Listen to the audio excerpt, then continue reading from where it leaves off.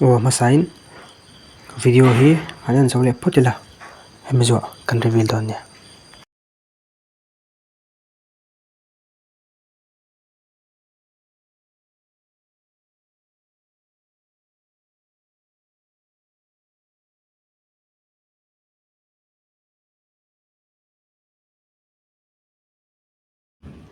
tutorial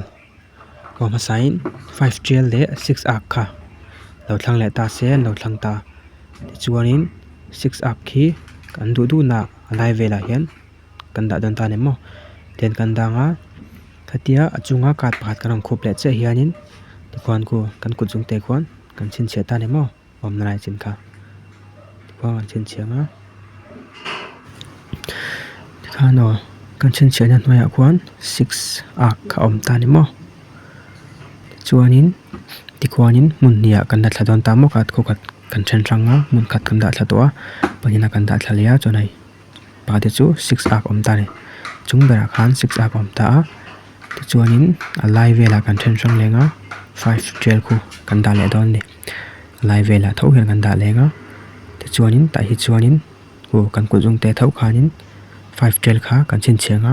achunga khwan mo kan da zo ka tikwanin kan khup lenga 5 gel china hang kan chin chen ta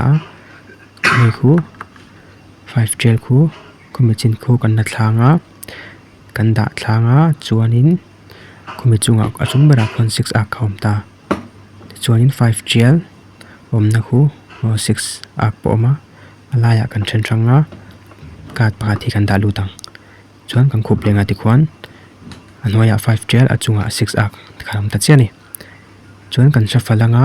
hi tiang kan shafal hian 5 gel lampang khu anwaya kan danga 6 arc om lampang khu achunga da zel kan tomang tikwan mo chuan kan shafalanga do to ka kan shafal nuwa achung le anwai khu